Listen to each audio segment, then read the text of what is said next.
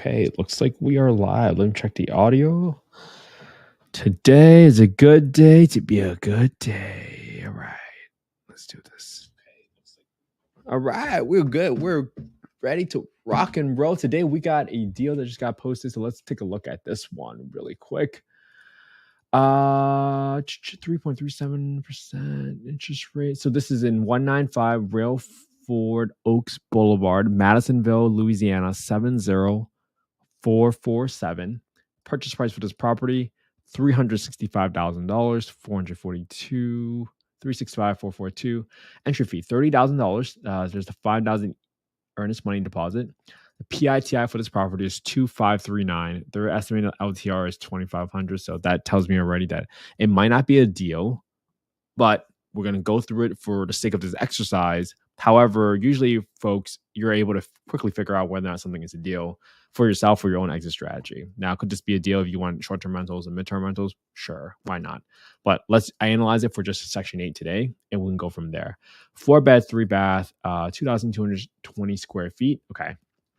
First thing I'm going to do is I usually look at right on Redfin, and I try to go through all the photos. This looks like a pretty nice home. No flooring updates needed.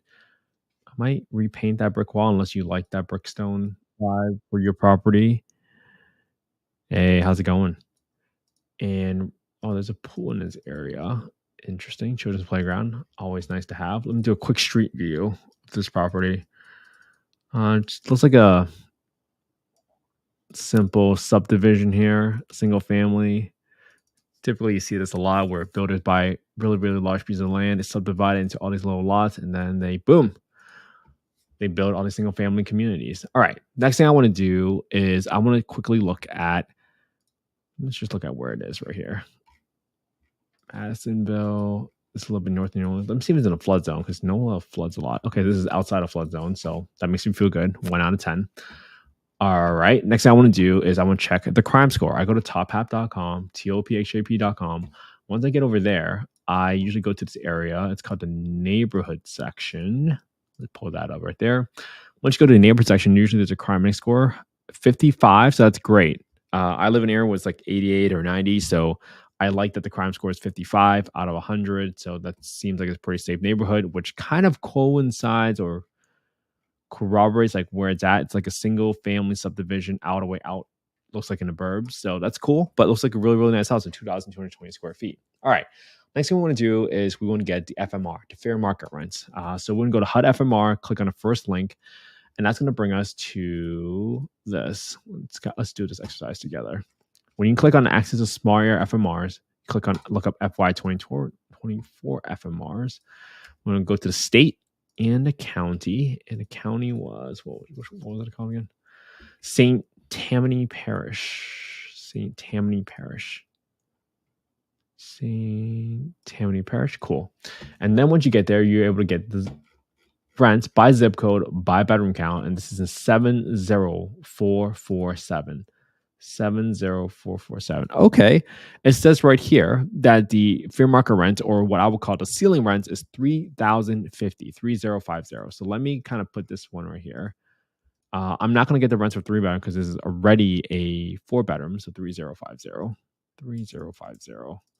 FMR for 4-bed, 70447. And I'm noting down all these numbers because my partners already know how I underwrite deals. So I like to get all these data points so they already know where all the numbers came from and what the research looked like. So in this scenario, what the most important number here is this number on the far right. And I pulled this just from affordablehousing.com. And this gives me that for 25 units within a 6.01 mile radius, you can see that this radius is a lot bigger, a lot wider, probably because you're in a more suburban neighborhood. So that's why it had to go 6 miles in order to get 25 units. So at 2483, that is definitely lower than the 3050 that we saw as a rent. Now, if you want to be conservative, and I typically do, is I'm going to assume that the market rent I'm going to get is $2,500 because usually there is a test. It's called the rent reasonableness test, which means that just because the ceiling rents for this area is $3,050, the housing authority will likely say, well, you can't charge a tenant more than what the market rate is for a unit of a similar size, similar amenities, etc., simply because they are a voucher holder for obvious non-discriminatory reasons, right? So you want to make sure that you are being conservative here. Now, does that mean you can't go to 3,050?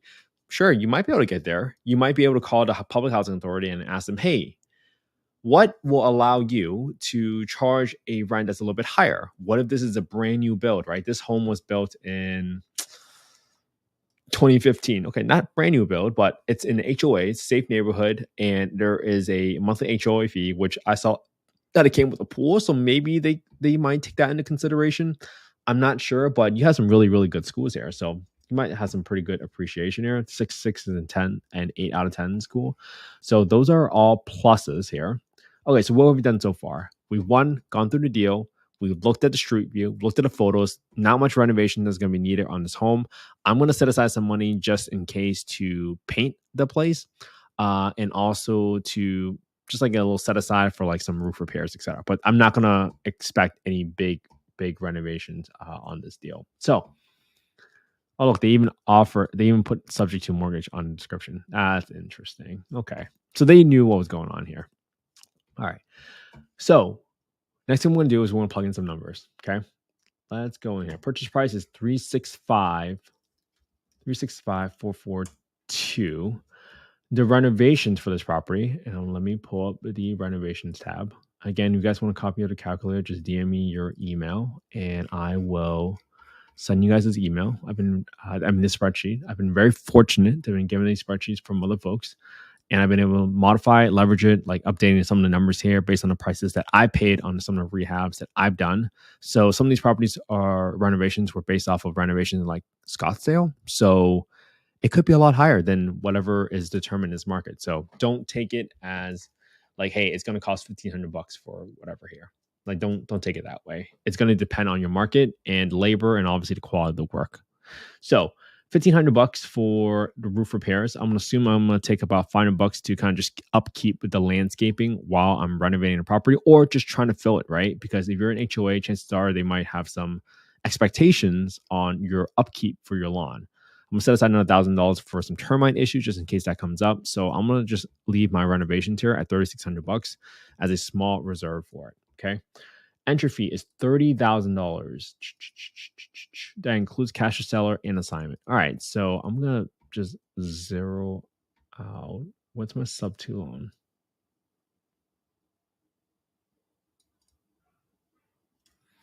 Okay, let's assume this is $20,000. Oh, okay. I don't know what the loan balance is, so this is what we're gonna do. We are gonna pull up PropStream and look up this property to see what is the underlying loan balance, because that was not disclosed here on this property. So, and when you go to PropStream, I'm going to go ahead and just paste this address in. 1 second, everybody. Let's see. Can't find it. Just you guys just type it in a little bit differently. Boom. There it is. Once you come in here and you find a property, click on this section. It's called the details button. When you click on the details button, there's this area where it says mortgage and transaction history.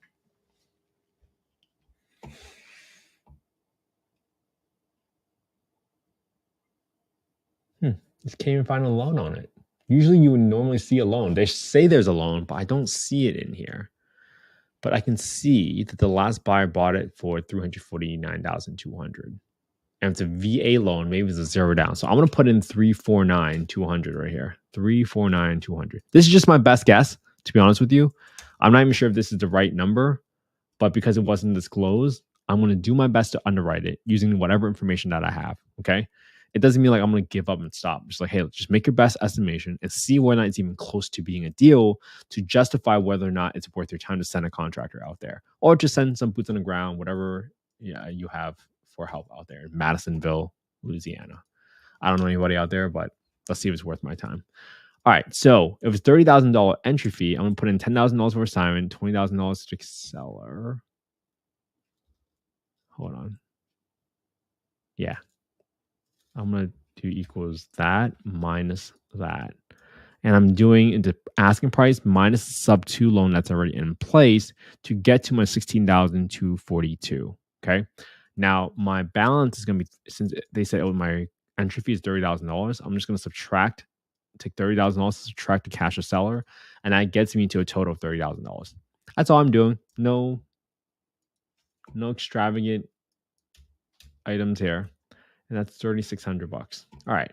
So my PITI now is 2539. So I want to go to my property tax section and go to 2539 minus the principal minus interest, and that's how I'm just backing into it. So there's another $156 of property taxes in this area, and I'm going to add an extra $35 for insurance, just in case that PITI was for a primary residence policy, which typically you might see it as a primary residence insurance policy if it is a subto loan, especially for a VA, because usually for a VA you have to live there as a primary residence to kind of qualify for it. So what do we have next? We have $50 for the HOA. I think that's all that, right? That was right in the description. $50 HOA. There it is. I'm going to leave this go at 8% property management here, since it seems like it's a nice area. This is a really nice home, so I'm going to make this a 3% vacancy, because I can imagine someone living there a long time, especially with such good schools like that. Now, if my rent is $2,500, and I got that from the market rate property area, this is for the 4-bedroom research, I'm leaving at $2,500. At $2,500, let's put in the right interest rate here, 3.375. That was my mistake. I should have put that in earlier. Well, this is still a negative $649. Now, what's driving that, right? You can see that $600, $575 to $650, that loss comes from essentially your expenses, which is the vacancy, the maintenance, etc. Now, you could say, hey, this is a 2015 home, so it's relatively new. My maintenance shouldn't be that high, but at the same time, I can also make the other argument. If your roof all lasts about 15 to 20 years, then you're also getting closer to the replacement age for your roof. So just something for you to rationalize with yourself and really make some educated guesses. But at the end of the day, the maintenance should not be zero. So I always just put 10%, because I don't view that money as belonging to me. And hey, if something doesn't ever happen to the house, I at least know I've been setting aside $250 every single month in case something does happen. So I can sleep easy or easier at night. Now, again, this is not investment advice. I'm not soliciting any investments. I'm just simply doing what I do every single day, which is analyzing one deal live every day with all of you. Okay. All right. Let's see. Who do we have? Okay. Next up is, well, this is not a deal. What if the rent was $3,050, right? What if I got and it was able to make a case like, hey, this is really, really nice home. Look at the photos and look at where my schools are. Look at that. I got a pool for amenities. Maybe they value it, but this is still going to be, it was $3,050, still going to be a negative $214 a month. Now, you might want to lie to yourself and say, well, what if I self-manage it? All right, then I say $250. Now all of a sudden you're positive, right? Boom. Well, what if there isn't really big expenses and I don't really have to do any maintenance before I do it? Boom. Now you're cash flowing $334, but you're really, really expecting everything to go well, meaning, why did you get into real estate? Chances are you got into real estate for financial freedom, is what the very popular term is. So if you underwrite without property management in place in order to cash flow, then you will never cash flow. Now, it doesn't mean that you can't self-manage it in the beginning and then offload to property management. But what if rents never go up, right? What if rents are stagnating right now? Well, then you would be calling a wrong side of this transaction, and you would have spent $42,000 on this deal when you could have been deploying it to another capital or to another deal that might yield you a higher return. But it's your personal preference. If you know this area really well and you think it's going to appreciate a lot, well, then this might be a deal for you because it breaks even. There's some folks where they invest in California where they know the appreciation potential is higher, even though it's technically a gamble. But hey, people still do it because they think, hey, this is where you make the most money. If I can just cash flow or break even, then that's worth it. So I'm not really familiar with this market, and you would probably want to investigate what the appreciation potential looks like. But I like that it's in a good school district. Chances are, if families want to move this area, they want to move the area with low crime, which you saw here, and good schools, which you also saw here. So just some other considerations for you guys to all look at, not just cash flow. All right, $365,000. And this is a rehab for 3,600. And who knows? Maybe it's a deal for you because you want to live in Madisonville, Louisiana, and you want to live there for just 2 or 3 years, and then you rent it out. And by that time, maybe the rent's a little bit higher. But then you get to put your kids in a good school district based on what I saw so far. I know nothing about the school district, but it's completely up to you. So that's where we are with this deal. Now, I want to just think about this. Like, what if I turn this into a 5-bedroom? Just do that 1 second. So this is probably like really far-fetched, but there aren't really any 5-bedroom properties here in Madisonville, and you had to go 31 miles to get 25 units. But you could get to 3,123. So maybe you could spend another $20,000 and get to 3,050 rent, but then you'll still be right here. So if 4-bedroom doesn't get you here, maybe a 5th bedroom will get you here, but you probably have to convert the garage, or somewhere along the line, you might want to convert one of the larger rooms into a bedroom. Let's see. Do we have space in here? Is that a kitchen? Maybe you convert this into a bedroom, right? Where the refrigerator is. And when you get your 5th bedroom that way instead of having to convert a garage. So all just creative options for you to think about how can you create an additional bedroom there. You might make the living room a little bit smaller, but that's a much easier way to convert a bedroom than the other way around, where you're converting garage and you're trying to make sure that there's air here and well ventilated with good lighting and closets, etc. So whatever your local county determines to be a legal bedroom, you want to look into those counties. But I just wanted to kind of throw out there and see, hey, how else can I make this a deal? It's just so far off for me personally, but it might be a deal for one of you. So cool. All right. That's our underwriting for today. And this was just, wow, this is exactly 17 minutes on the mark. So this is my advice, as always, everybody. Underwrite a deal every single day. Do it alongside me. Let's learn to get better every single day. Because when you spend 18 minutes a day, this is at least the analogy that I heard from Jesse Itzler. 18 minutes a day for 365 days will essentially guarantee that you know how to do a certain skill better than 95% of the country. So if we do this every single day together, and you guys can just simply copy the same property that I wrote today using the same spreadsheet, but putting out your own YouTube channel tomorrow, boom, that's going to give you great practice, undeniable track history, so you can look back and be confident in what you're doing. Because when I started, I was so scared. I was so scared of losing money, and I had analysis paralysis. And the only way for me to build up the confidence is by doing the work and looking backwards at what I have done so far. So that's it. I've analyzed short-term rentals, midterm rentals. I have a video on how to analyze short-term rentals for all of you on the YouTube channel on youtube.com/@Kent_HE.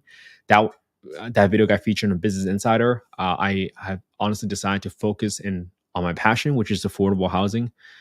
And that's why I decided to release that video. And so you guys can all understand a very, very detailed process on it. And I've seen a lot of folks lose money on short-term rentals because they don't take into account really the expenses, the maintenance, the unexpected fees. Some folks just think it's the gross rents minus the PITI, and that's never the case. So please be conservative when you're underwriting.